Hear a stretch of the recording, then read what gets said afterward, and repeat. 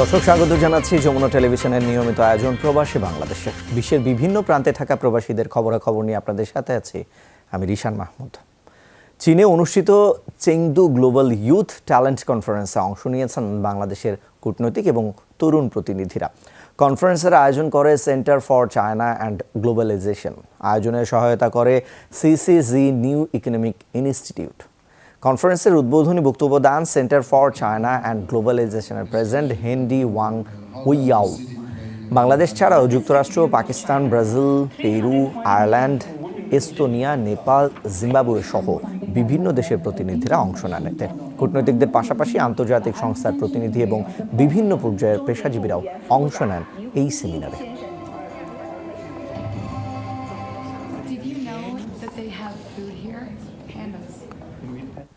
Malaysia Bangladeshi সহ 22 অবৈধ অভিবাসী আটক করেছে দেশটির অভিবাসন বিভাগ।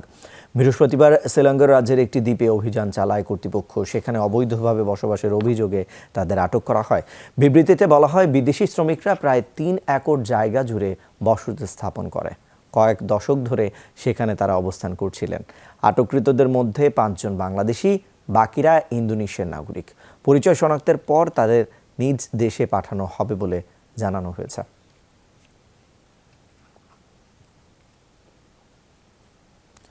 দীর্ঘ 2 বছর পর অবশেষে সরাসরি পাসপোর্ট বিতরণ কার্যক্রম শুরু করতে যাচ্ছে মালয়েশিয়াস্থ বাংলাদেশ হাইকমিশন। বিবৃতিতে বলা হয়, পোস্ট অফিসের পাশাপাশি দূতাবাস থেকেও বিশেষ ব্যবস্থাপনায় হাতে হাতে পাসপোর্ট ডেলিভারি সার্ভিস প্রদান করা হবে। প্রবাসী বাংলাদেশিরা যাতে দ্রুত বৈধকরণ কর্মসূচিতে অংশ নিতে পারেন সেই লক্ষ্যেই এই সিদ্ধান্ত নেওয়া হয়েছে। যেসব আবেদনকারীরা তথ্য অনলাইনে নিবন্ধন করেছেন তারাই সরাসরি উপস্থিত হয়ে পাসপোর্ট গ্রহণ করতে পারবেন।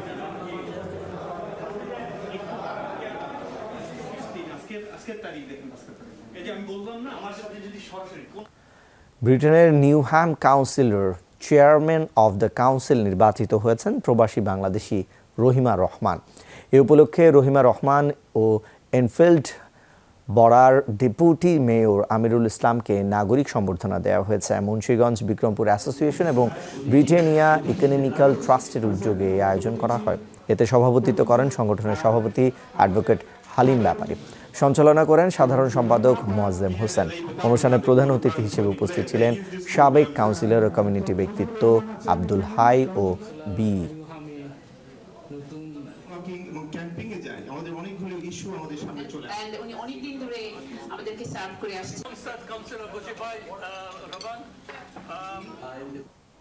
দক্ষতা বৃদ্ধি ছাড়া বাংলাদেশে ফ্রিল্যান্সারদের মজুরি বাড়বে না বলে মনে করেন বিশ্লেষকরা। সম্প্রতি যুক্তরাষ্ট্রভিত্তিক প্রতিষ্ঠান পেওনিয়ারের বৈশ্বিক এবং দক্ষিণ এশীয় প্রতিবেদনে বাংলাদেশের ফ্রিল্যান্সারদের কম মজুরির বিষয়টি উঠে আসে।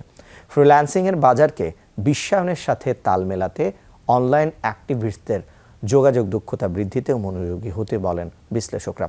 আহমেদ রেজা জানাচ্ছেন বিস্তারিত। বিশ্বে আউটসোর্সিং তালিকায় বাংলাদেশের অবস্থান তৃতীয়। প্রায় 6.5 লাখ নিবন্ধিত ফ্রিল্যান্সার রয়েছেন দেশে।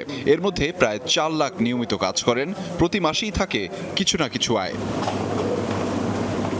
কিন্তু মজুরি কাঠামোতে পিছিয়ে বাংলাদেশের ফ্রিল্যান্সাররা। গড়ে ঘন্টা প্রতি আয় করেন $18, যা এশিয়ার অন্য দেশগুলোতে $20।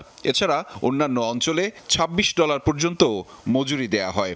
যুক্তরাষ্ট্রভিত্তিক প্রতিষ্ঠান পেওনিয়ার 2023 ফ্রিল্যান্সার ইনসাইটস রিপোর্টে প্রকাশ করেছে এসব তথ্য।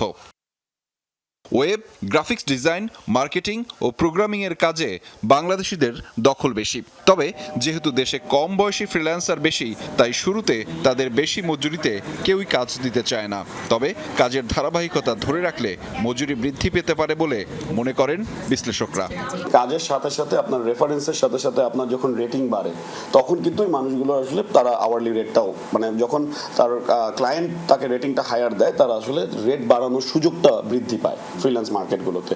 সো তখন আমরা যখন সময়ের সাথে আসলে আরো কাজগুলো করতে পারবে আমাদের ছেলেমেয়েরা, তখন আমরা দেখতে পাবো তাদের মধ্যে রেট আওয়ারলি রেটটা আসলে বাড়ছে। কাজের পাশাপাশি যোগাযোগ দক্ষতা বাড়াতে পারলে সেটা ফ্রিল্যান্সারদের মজুরি বৃদ্ধিতে গুরুত্বপূর্ণ সহায়ক বলে জানান এই বিশ্লেষক। মূলত 3টা জিনিসের প্রয়োজন হয়। প্রথম হচ্ছে আপনার এক্সপার্টিস বা স্কিল, দ্বিতীয়ত হচ্ছে আপনার কমিটমেন্ট, আপনি রাইট টাইমলি ডেলিভারি করছেন, এটা বিদেশের কাজ। তৃতীয়ত হচ্ছে আপনার কমিউনিকেশন স্কিল। ফ্রিল্যান্সারদের ক্ষেত্রে এই 3 নম্বর কমিউনিকেশন স্কিলটা যদি আরেকটু ডেভেলপ হয়, এটা একটু ঝামেলা আছে, এটা ডেভেলপ হলে হয়তো ওরা নেগোশিয়েটটা একটু ভালো করতে পারবে। অনলাইন ভিত্তিক বাজার ব্যবস্থায় দক্ষতা বাড়াতে সরকারের বেশ কিছু কার্যক্রম থাকলেও এতে অংশগ্রহণকারীর সংখ্যা বাড়ানোর পরামর্শ তাদের। আহমেদ রেজা, যমুনা নিউজ, ঢাকা। প্রবাসী ভারতীয়দের এক কর্মসূচি ঘিরে উত্তেজনা ছড়িয়েছে ভারত কানাডা সম্পর্কে। সম্প্রতি কানাডায় শিখ সম্প্রদায়ের এক শোভাযাত্রায় উপস্থাপিত হয় ভারতের সাবেক প্রধানমন্ত্রী ইন্দিরা গান্ধীকে হত্যার দৃশ্য।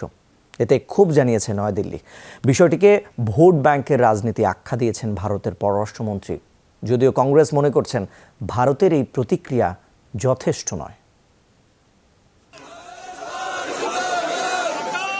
চলতি বছর পাঞ্জাবের স্বর্ণ মন্দিরে চালানো অপারেশন ব্লু স্টারের ৩৯তম বার্ষিকী। সেই ঘটনা স্মরণে রোববার কানাডার ব্র্যাম্পটনে একটি প্যারেড বের করে প্রবাসী শিখ সম্প্রদায়। ৫ কিলোমিটার দীর্ঘ শোভাযাত্রায় ছিল সাবেক প্রধানমন্ত্রী ইন্দিরা গান্ধীকে হত্যার দৃশ্য, যাতে ইন্দিরাকে হত্যাকারী পাঞ্জাবি দেহরক্ষীদের মহান হিসেবে তুলে ধরা হয়। শিখদের একটি অংশের স্বাধীনতা আন্দোলন, স্বর্ণমন্দিরের অভিযান কিংবা তার সূত্র ধরে ইন্দিরা গান্ধীর হত্যাকাণ্ড, পুরো বিষয়টি ভারতের জন্য স্পর্শকাতর। কানাডার মাটিতে বিতর্কিত বিষয়টির উপস্থাপনে স্বাভাবিকভাবেই ক্ষুব্ধ মোদি প্রশাসন। দিল্লির অভিযোগ, ভোটের রাজনীতিতে প্রশ্রয় দেওয়া হচ্ছে অপরাধীদের। প্যারেডের এই ইস্যুর সাথে আরো বড় কোনো সমস্যা জড়িত। ভোট ব্যাংকের রাজনীতি ছাড়া অন্য কোনো কারণে কেউ এমনটা করতে পারে বলে মনে করি না। বড় কথা হলো, যারা হিংসা বিদ্বেষে বিশ্বাসী, বিচ্ছিন্নতাবাদী বা উগ্রপন্থী, তাদের ছাড় দেওয়া হচ্ছে। দুদেশের সম্পর্কের ক্ষেত্রে তা ভালো নয়। সরকারের এমন প্রতিক্রিয়ায় অবশ্য সন্তুষ্ট নয় কংগ্রেস। ভারতের প্রধান বিরোধী দলের দাবি, প্রধানমন্ত্রীর নিজের জানাতে হবে প্রতিবাদ। বিদেশি রাষ্ট্রে সাবেক প্রধানমন্ত্রীকে নিয়ে এমন কুকীর্তি কিভাবে সহ্য করছে ভারত সরকার? দেশের প্রধানমন্ত্রী নিশ্চুপ। তিনি প্রত্যেকটি ঘটনা রাজনৈতিক দৃষ্টিতে দেখেন। মাননীয় নরেন্দ্র মোদীর প্রতি আহ্বান, আপনি কানাডার প্রধানমন্ত্রীকে ফোন করুন, প্রতিবাদ জানান। বিষয়টি নিয়ে জাস্টিন ট্রুডো সরকারের তরফ থেকে আসেনি প্রতিক্রিয়া। তবে ভারতীয় বংশোদ্ভূত এমপির দাবি, শিগগিরই উগ্রপন্থার বিরুদ্ধে উপযুক্ত পদক্ষেপ গ্রহণ করা হবে। কানাডা বরাবরই মুক্তবাক চর্চায় বিশ্বাসী, কিন্তু দেশটিতে বসবাসরত খালিস্তান সমর্থকরা সীমা অতিক্রম করেছে। ব্র্যাম্পটনের প্যারেডে উঠে এসেছে ভারতের সাবেক প্রধানমন্ত্রী ইন্দিরা গান্ধীকে হত্যার দৃশ্য, কিন্তু কানাডায় জনসম্মুখে সহিংসতা বা বিদ্বেষের গুণকীর্তন করার অবকাশ নেই। শিখ স্বাধীনতাকামীদের দমনে ১৯৮৪ সালের ১ থেকে ১০ জুন পর্যন্ত পাঞ্জাবের স্বর্ণমন্দিরে বিশেষ অভিযান চালায় ভারতীয় নিরাপত্তা বাহিনী। অপারেশন ব্লু স্টার খ্যাত সেই অভিযানের নির্দেশ দেন তৎকালীন প্রধানমন্ত্রী ইন্দিরা গান্ধী, যার কিছুদিন পরই শিখ দেহরক্ষীদের হাতে খুন হন তিনি। মৌলি ইসলাম, যমুনা নিউজ। লাগামহীন কানাডায় দাবানল পরিস্থিতি। আগুনের লেলিহান শিখা নিয়ন্ত্রণে বিভিন্ন দেশ থেকে ফায়ার সার্ভিস কর্মী যোগ দিচ্ছেন অভিযানে। সবচেয়ে ভয়াবহ পরিস্থিতি কুইবেকের। রাজ্যটির ১৫০ এলাকায় দাবানল চলে গেছে নিয়ন্ত্রণের বাইরে। পুড়ছে প্রায় ৭ লাখ একর জায়গা। প্রাণহানি এবং স্বাস্থ্য ঝুঁকি এড়াতে সংরক্ষিত স্থানে সরানো হয়েছে ১৩,০০০ বাসিন্দাকে। ভয়াবহ দাবানলের মুখোমুখি Alberta, British Columbia, Nova Scotia এবং অন্টারিও। সক্রিয় আরও ৪৩৭টি জায়গার আগুন। দেশজুড়ে চরম অবনতি হয়েছে বাতাসের গুণগত মানের। চলতি বছর স্মরণকালের ভয়াবহ দাবানল দেখছে কানাডা। দেশটির ৯৮ লাখ একর অঞ্চল পুড়ছে আগুনে। পরিস্থিতি মোকাবেলায় যুক্তরাষ্ট্রের পাশাপাশি অভিযানে যোগ দিয়েছে ফ্রান্স, অস্ট্রেলিয়া, নিউজিল্যান্ড, দক্ষিণ আফ্রিকার কর্মীরা। চলতি লিগে জাতীয় দলের স্ট্রাইকারদের মধ্যে সবচেয়ে বেশি ৯ গোল করেও সাফগামী বাংলাদেশ দলে সুযোগ পেলেন না এলিটা কিংসলে। ৪ দিনের অনুশীলন শেষে ২৩ জনের চূড়ান্ত স্কোয়াড বেছে নিয়েছেন কোচ হ্যাভিয়ার ক্যাব্রেরা। এলিটাকে বাদ দিলেও লিগে কোনো গোল করতে না পারায় স্ট্রাইকার সুমন রেজাকে ঠিকই দলে রেখেছেন কোচ। এলিটার বাদ পড়া ইস্যুতে অধিনায়ক জামাল ভুঁইয়া বলেছেন, এই সিদ্ধান্ত কোচের ব্যক্তিগত। শনিবার দুপুরে দেশ ছাড়বে জাতীয় ফুটবল দল।